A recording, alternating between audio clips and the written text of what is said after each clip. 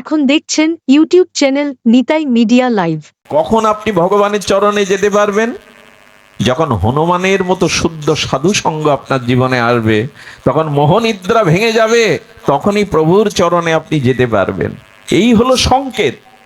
সাধু কৃপায়, গুরু কৃপায় ভগবানের চরণে আপনাকে পৌঁছে দেবে। আচ্ছা, সাধুর লক্ষণ বলছিলাম। প্রথম লক্ষণ হলো সাধু সঙ্গ হলে আপনি জেগে উঠবেন, আপনি মোহনিদ্রা থেকে, অজ্ঞানতা থেকে জেগে উঠবেন।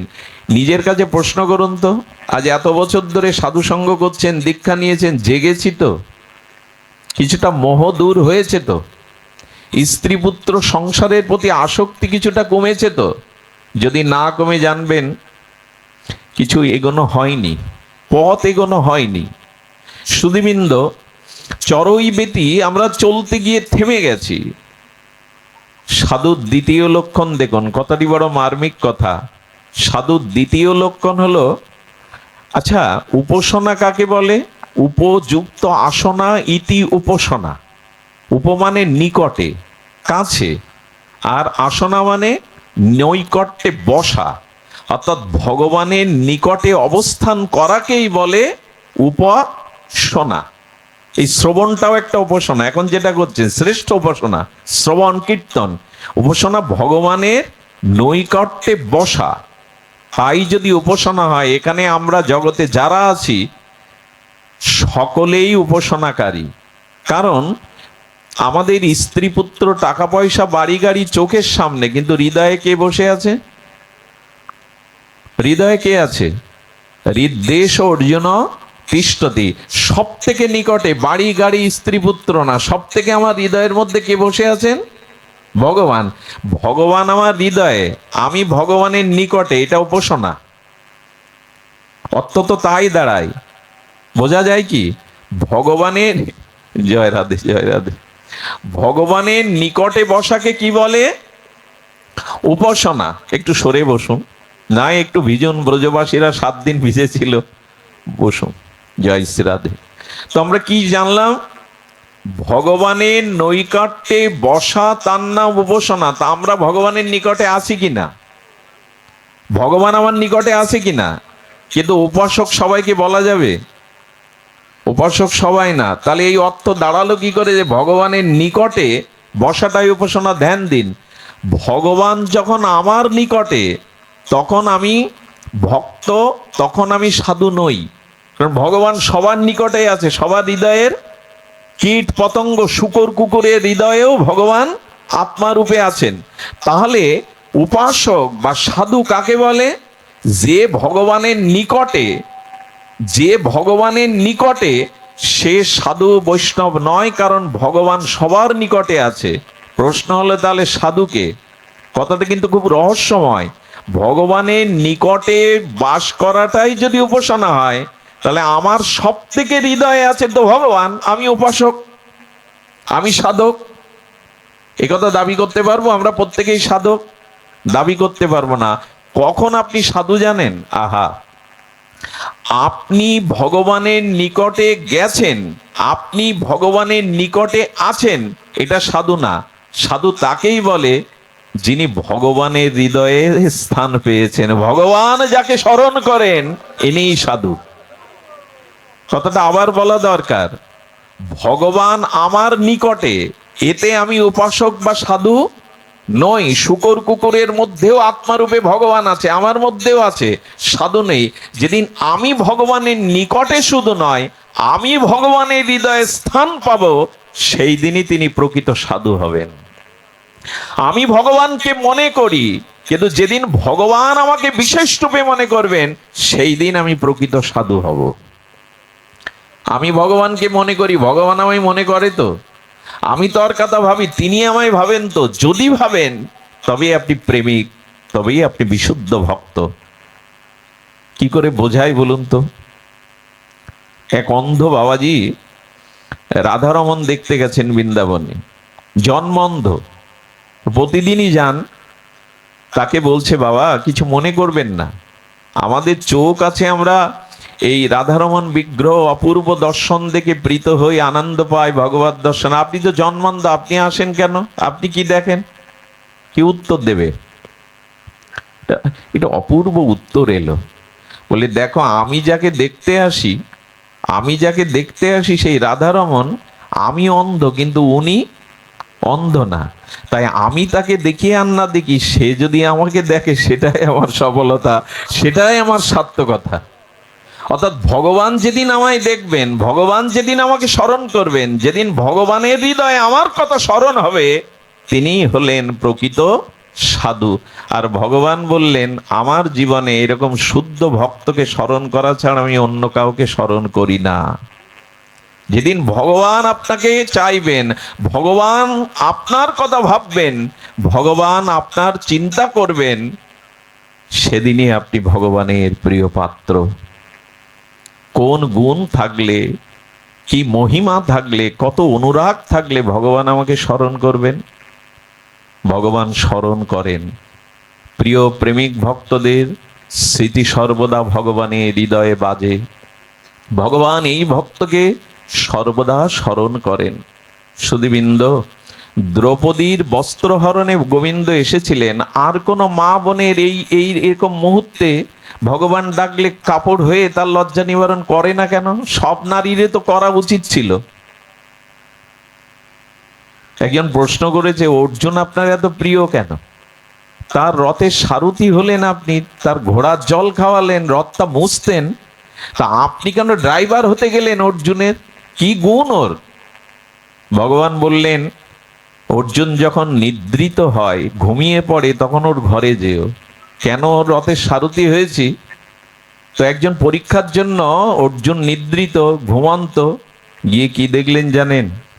অর্জুনের প্রতিটি লোমকূপ দিয়ে, অর্জুনের প্রতিটি নিঃশ্বাস দিয়ে একটা দিব্য শব্দ বেরিয়ে আসছে, কৃষ্ণ কৃষ্ণ কৃষ্ণ।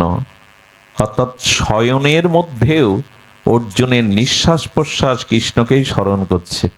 বুঝতে পারলেন কেন অর্জুনের ভগবান সারথি হলেন, কেন এত প্রিয়।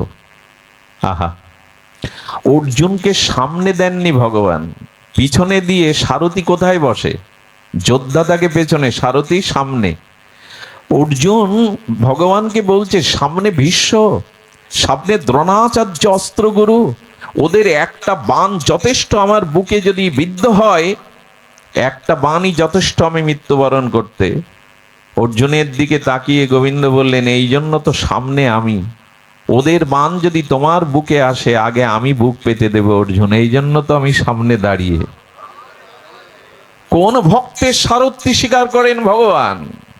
আহা সুধীজন, এই জন্য আপনি এমন আচরণ করুন, ভগবানকে এরূপ অনুরাগ নিঃস্বার্থ ভালোবাসুন, যাতে ভগবান আপনাকে স্মরণ করে, ভগবান আপনার চিন্তা করে। সুধীবৃন্দ, ভগবান ভাবেন, ভগবান চিন্তা করেন। সুদামা বিপ্র, তিনি দুয়ারে দুয়ারে ভিক্ষা করছেন। কৃষ্ণ বাসুদেব এই নাম নিয়ে দুয়ারে দুয়ারে ভিক্ষা করছেন। শ্রী গোবিন্দের বাল্যবন্ধু সুদামা বিপ্র, ভগবানের বাল্যবন্ধু ভিক্ষা করবে। আরো কি জানেন? তার পরনের কাপড়টা 500 জায়গায় মানে তালি দেওয়া। আর ওনার স্ত্রীর নাম সুশীলা, কিন্তু 20 বছরেও একটা কাপড় কিনে দিতে পারেন। এত অভাব ভগবানের সখার, ভগবানের বন্ধুর। ওই অবস্থায় 5 বাড়ি ভিক্ষা করতেন। যারা দিতেন তাদের আশীর্বাদ দিতেন, যারা দিতেন না ওদের বেশি আশীর্বাদ দিতেন। বলেন, তোমরা ভাগবতে সব বলো, বাস্তবে এরকম হয় তো? বলে, বাস্তবে কেন দিতেন বেশি আশীর্বাদ? তার কারণ, যেদিন পেত না ভিক্ষা, সেদিন মনে করতো আমার প্রারব্ধে আজ অন্নযোগ না, এই জন্য পাইনি। এই ভেবে আমার প্রারব্ধটা ক্ষয় হচ্ছে, ও দেয়নি মানে আমার প্রারব্ধটা ওর জন্য সাধু কাকে বলে? আরে একজন ওপর থেকে জল ঢেলে দিয়েছে সাধুর মাথায়, এই নানান নোংরা জল। মনে করে যে সাধু আমার দিকে তাকিয়ে যেই গালি দেবে আমি ওকে 10টা শুনিয়ে দেব। সাধু বিরোধী তো। জল ঢেলে দিলে সাধু হাসি মুখে উপর তলার ওর দিকে তাকিয়েছে, বলে কিছু বললে না? ও তো আশায় আছে কিছু বলবে, কিছু বললে না। বললেন, তুমি তো আমার উপকার করলে, ঠান্ডা জল দিয়েছো, গরম জল দিলে তো শরীরটা পুড়ে যেত, এইটুকু উপকারও তুমি করেছো। এই সাধুকে কি বলবেন আপনি? একজন না পায়ে একটা পাথর ছুঁড়ে মেরেছেন। পাথর ছুঁড়ে মারাতে বলছেন যে আপনি কিছু বলবেন না। বললেন, পায়ে মেরেছ এটা সৌভাগ্য, মাথায় মারলে তো আরো ক্ষতি হয়ে যেত, প্রারব্ধ ক্ষয় হলো। এরই নাম সাধু। তবে এদের পাওয়া এখন দুর্লভ। আমরা পরশপাথরের কথা শুনি বটে, চোখে দেখেছেন কখনো? পরশপাথর কেউ পেয়েছে বাংলাদেশে, শুনেছেন? এরকম এদের পাওয়া বড় দুর্লভ। ভগবান পাওয়া সুলভ, কিন্তু এদের পাওয়া বড় দুর্লভ।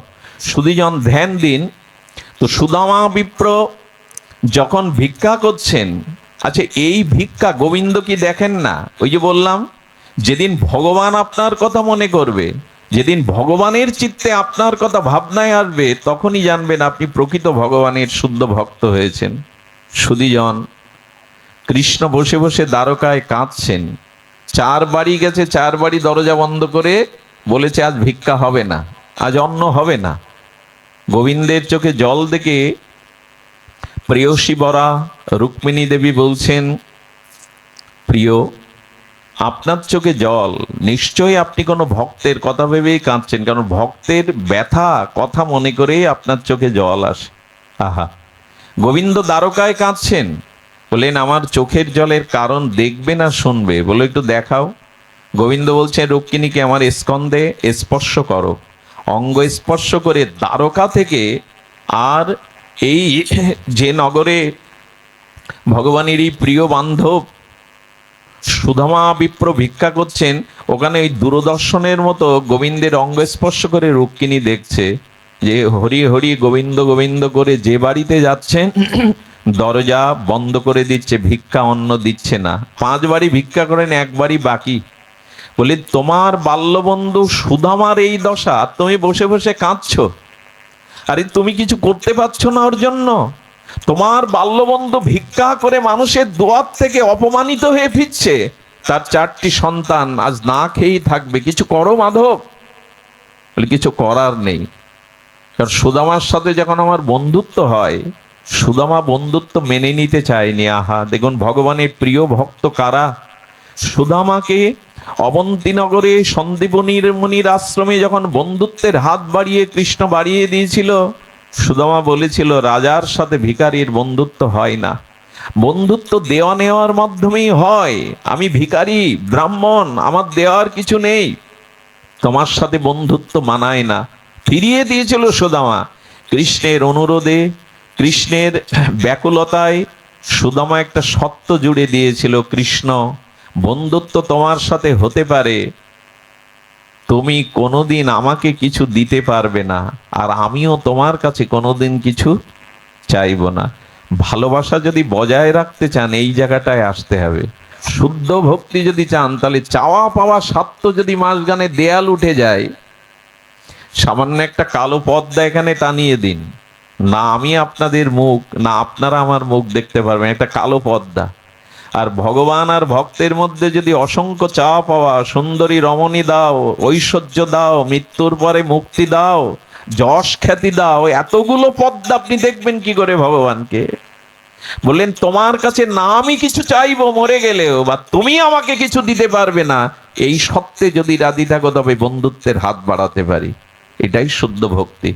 চাওয়া পাওয়া যেখানে না, এখানে এখানে প্রীতি আসে না, এখানে প্রেমের সফলতা আসে না।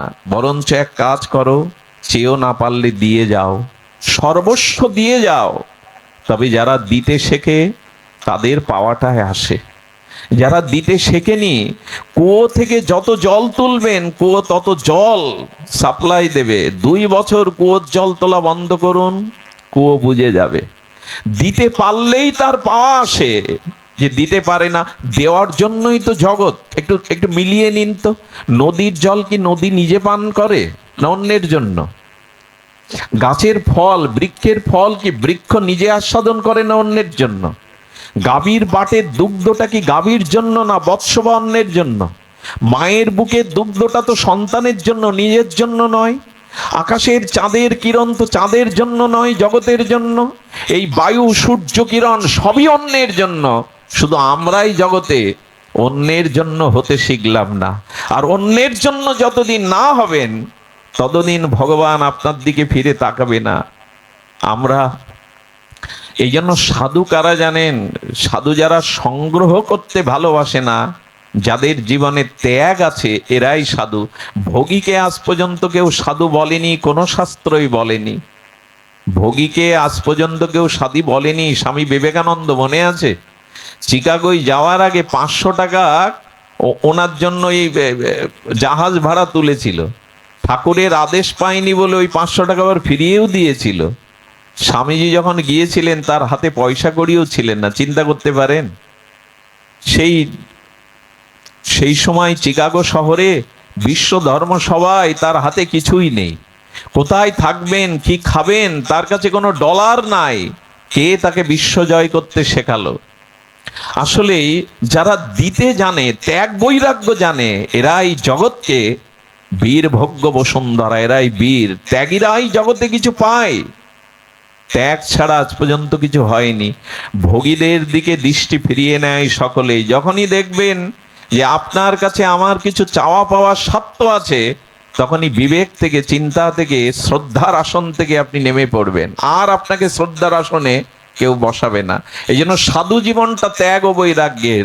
নেওয়ার জন্য সাধু না, দেওয়ার জন্যই সাধু। এটাই চরিত্র। তো সুদামা বলেছিল তুমি দিতে পারবে না। রুক্মিণী দেবীর চোখে জল। প্রভু, তোমার এমন প্রিয় বাল্য বন্ধু বান্ধব যার বাড়িতে ভিক্ষা করে কিছু পায়নি, অপমানিত ফিরে যাচ্ছে, এ আমি দেখতে পাচ্ছি না। গোবিন্দ কাঁদছেন দ্বারকায় বসে, কিছু করার নেই। রুক্মিণী সে দিতে চাইলেও নেবে না। সুধীবৃন্দ, রুক্মিণী দেবীর হৃদয় বিগলিত হলো, দ্রবীভূত হলো। বলো, রুক্মিণী তুমি তো জগৎ লক্ষ্মী, পারো তো, তোমার হৃদয় যদি কাঁপে, ওকে কিছু দাও। বলে, দেব প্রভু, দেব আমি, আজ ওকে কিছু দেব। পঞ্চম দুয়ারে যখন মাধব বলে ভিক্ষা চেয়েছে, ওই দুয়ারি বলতে যাবে ভিক্ষা হবে না, কিন্তু রুক্মিণী দেবীর করুণায়, কৃপায় হৃদয় দ্রবীভূত হয়ে তাকে একটু পরমান্ন দিয়েছিলেন। আর এই পরমান্নটা রাস্তায় আনতে গিয়ে রাজার সেনারা অশ্ব আহরণে যখন যাচ্ছে, অশ্বের আঘাতে পড়ে যায় সুদামা। সেই পরমান্নগুলো রাস্তায় ছড়িয়ে যায়।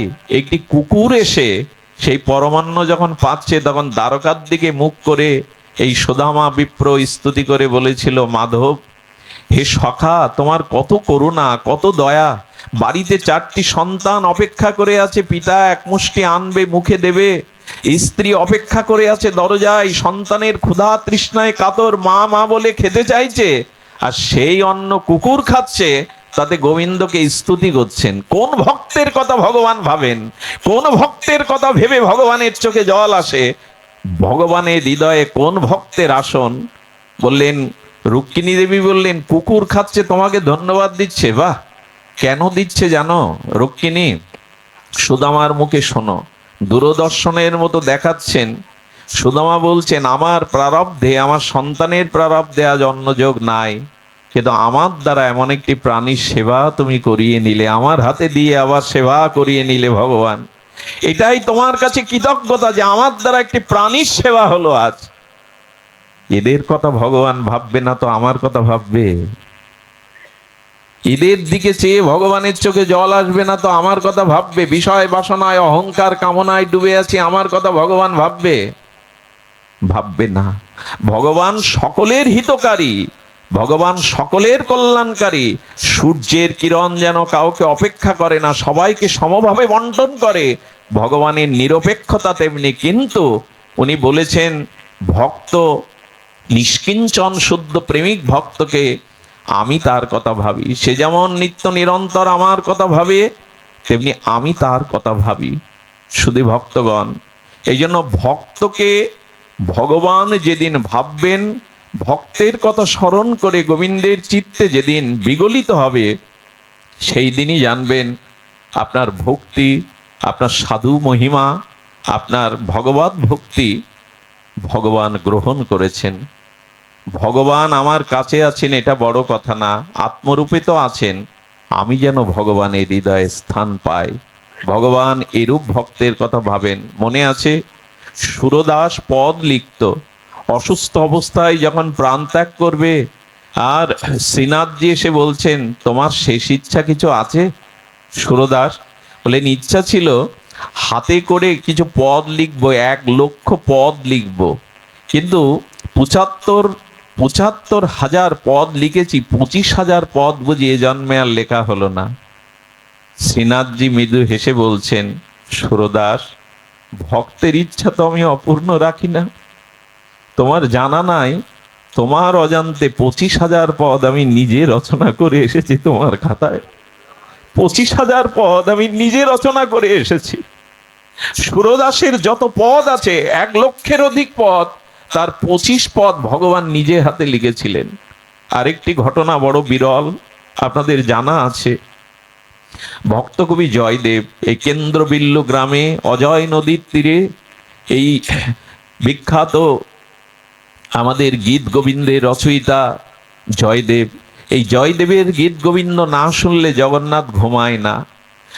জয়দেবের গীত গোবিন্দ আজও শুনিয়ে ভগবানকে ঘুম পাড়ানো হয়, বিশ্রাম দেওয়া হয়। জগন্নাথ পুরীতেই এই নিয়ম, অনেক মন্দিরে এই নিয়ম, গীত গোবিন্দ শুনবেন তবে ভগবান বিশ্রাম যাবেন। জগন্নাথ দেবের মন্দিরে একবার পূজারী দেখছেন প্রতিদিন নূতন পোশাক পরাতে গিয়ে দেখে গতকালকের পোশাকটা ফাড়া, ছিঁড়ে যায় প্রতিদিনের। বলে কাটাই বেঁধে বা কোনো লোহার বস্তুতে বেঁধে কাপড় এভাবে ছেড়ে, জগন্নাথের কাপড় প্রতিদিন কিভাবে ছেড়ে? উনি চিন্তায় পড়ে গেলেন, রাজাকে বললেন জগন্নাথের চরণে কোনো সেবা অপরাধ হচ্ছে, ওনার বসনটা ফাড়া থাকে প্রতিদিন। রাজা বললেন, খেয়াল করো তো জগন্নাথ কোথাও যায় কিনা। কি বলবো আপনাদের, সকালবেলা প্রভাতে একটি বালিকা তার পিতার ফুলের বাগানে ফুল তুলতে তুলতে গীত গোবিন্দ গীত করে। ভগবান সঙ্গীত বড় ভালোবাসেন, সে সঙ্গীত যদি ভজন হয়। সঙ্গীত আবার সব সঙ্গীত না, ভজনই সঙ্গীত, অর্থাৎ মহাজনের পদ পদাবলী তাকে বলে ভজন। একটা ভক্তিগীতি গাইলেন সেটা ভজন নয়। আমাদের চণ্ডীদাসের, জয়দেবের, আমাদের ঠাকুর মশাইয়ের পদগুলোই, প্রেমানন্দের পদগুলোই ভজন। অনেক ভাগবত অনুষ্ঠানে আমি একটা গান গাইবো বলে জুড়ে দেয় পরীক্ষিত বালার গান, এগুলো ভজন না, এগুলো গান হতে পারে, গীত হতে পারে।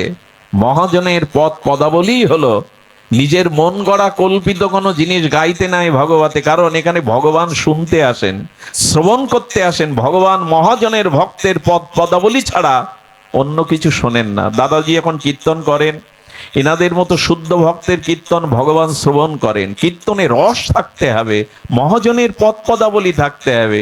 গীত গোবিন্দ সেই বালিকাটি কীর্তন করেন, আর জগন্নাথ মন্দির থেকে দৌড়ে ফুলের বাগানে যান, আর ওই গীত গোবিন্দের সঙ্গীতের সুর আবেশে এমন মজে যান, জগন্নাথের বস্ত্রটা কাটায় লেগে কখন ফেড়ে ছিঁড়ে যায় জগন্নাথ নিজেও জানেন না। আরে পূজারী দেখছে এই বালিকার গীত গোবিন্দের রস আলাপে জগন্নাথ মন্দির থেকে ফুলের বাগানে কাটাই বেঁধে তার বসন ছিঁড়ে যায়, কতটা আবেশ। সেই দিন রাজা মেয়েটাকে ডাকলেন, কিরে মা, তোর হৃদয়ে এত ভক্তি, জগন্নাথ তোর সঙ্গীত শুনতেই বাগানে গিয়ে প্রতিদিন কাপড় ফেলে ছিঁড়ে যায়। আজ থেকে এই আসনে বসে জগন্নাথের সামনেই তুই গীত করবি। আজও ওই নিয়ম, আজও জগন্নাথের বিশ্রামের আগে ওই পরম্পরায় গীত গোবিন্দ শোনানো হয়। ভগবান হরিকথা কেমন ভালোবাসে জানেন? প্রিয়াজি মহারাজ বৃন্দাবনে লালজির আশ্রমে ভক্তমাল গ্রন্থ পাঠ করছিলেন। এই ভক্তমাল গ্রন্থ পাঠ করতে করতে এবছর যেখানে বিশ্রাম দেওয়া হয়, বিশ্রাম দিয়ে উনি চলে গেছেন প্রচারে। আগামী বছর এসে যখন পাঠ শুরু হবে তখন উনি বলছেন, আমি কোথা থেকে গত বছর রেখেছিলাম আমার মনে নাই। আপনারা যারা গত বছরের শ্রোতা বলতে পারেন আমি কোথায় পাঠ রেখেছিলাম, সেখান থেকে শুরু করব। সবাই নীরব। নিয়ম হলো যেখান থেকে পাঠ রাখতে হয় পরবর্তীতে পাঠটা সেখান থেকেই সূচনা করতে হয়। তো উনি যখন বলতে পারছেন না, বিশ্বাস করুন কি অভূতপূর্ব, সাক্ষাৎ গোবিন্দ বিগ্রহ থেকে বলে উঠলেন, গতবার তুমি এই চরিত্রই বিশ্রাম দিয়েছিলে, এবার ওখান থেকেই শুরু করো। প্রিয়াজিকে বলছেন ওখান থেকেই শুরু করো। সেই দিন থেকে লালাজি জানতেন, কেউ না শুনুক আর শুনুক, যার কথা যেখানে ভক্ত চরিত্র গুণগাথা হয় ভগবান শুনে মনে রাখেন। আগামী বছর বলছেন ওখানেই বিশ্রাম দিয়েছিলেন, ওখান থেকে শুরু করুন। সুধীবৃন্দ, জগন্নাথ এমনি করে গীত গোবিন্দ শুনতেন। এই জয়দেব আপনারা জানেন পদ্মাবতীকে সাথে নিয়ে তিনি রাত দিন গোবিন্দের চিন্তায়, এবং গীত গোবিন্দের পথ বিস্ময়কর। জগন্নাথেরই শক্তির আবেশ এই জয়দেব মনে পড়ে একদিন তিনি ঠাকুর ঘরে লিখতে বসেছেন গীত গোবিন্দ, যে লীলাটি, যে ভাবনাটি তিনি অক্ষরে রূপ দিতে যাবেন, বারবার হাত কেঁপে যাচ্ছে, বারবার বুক কেঁপে যাচ্ছে, লিখতে পারছে না। কারণ তিনি জানেন আমার গোবিন্দই জগৎগুরু, আমার গোবিন্দই জগতীশ্বর, আমার গোবিন্দ ভগবান নন, স্বয়ং ভগবান, আমার গোবিন্দ পুরুষ নন, পুরুষোত্তম, আমার ভগবান তিনি অবতার নন, অবতারী।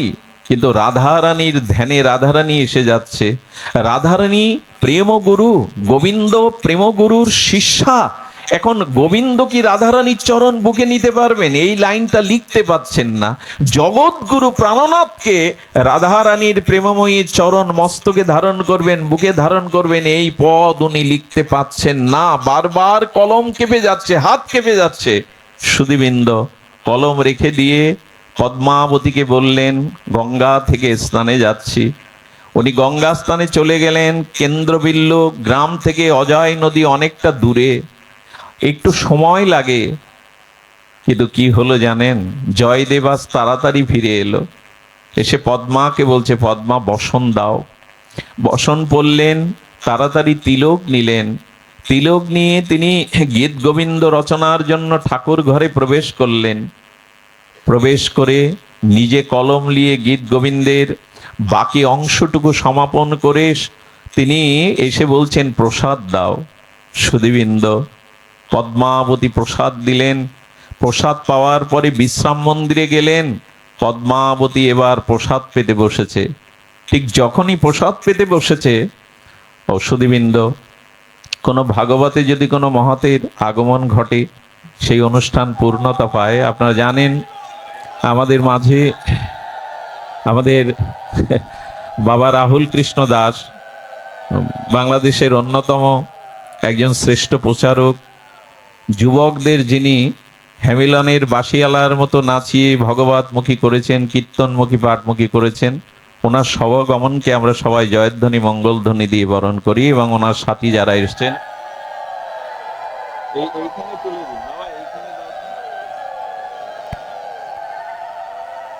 জয় রাধে,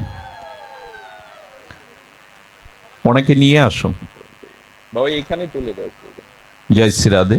সুধীবৃন্দ, ব্যাসপীঠের সম্মানে আমরা সকলে ওনার জন্য জয়ধ্বনি মঙ্গলধ্বনি প্রদান করে ওনার শোভাগমনকে আমরা সম্ভাষণ জানাই। প্রীতিপূর্ণ সকলের শুভেচ্ছা। ওনাকে অনুরোধ করছি, ওনার সাথীদের অনুরোধ করছি, আপনারা আসুন, শশা আসন গ্রহণ করুন। সুধীবৃন্দ, পদ্মাবতী এসে দাঁড়িয়েছেন।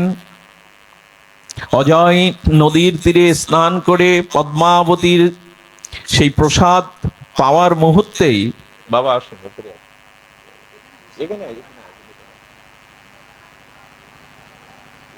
সবাই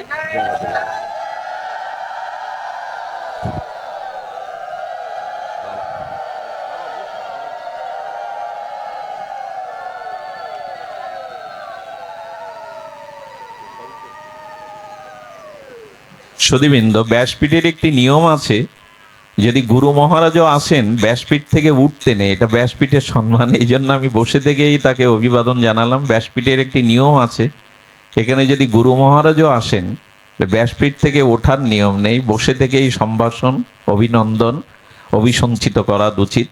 আমরা ফিরে আসি। বিশ্রাম বেলা উনি এসেছেন, পুষ্পাঞ্জলি দিতে এসেছেন। ভাগবত যজ্ঞ হলে তার পূর্ণাহুতি দিতে হয়, উনি ওনার পরিকর নিয়ে এসেছেন।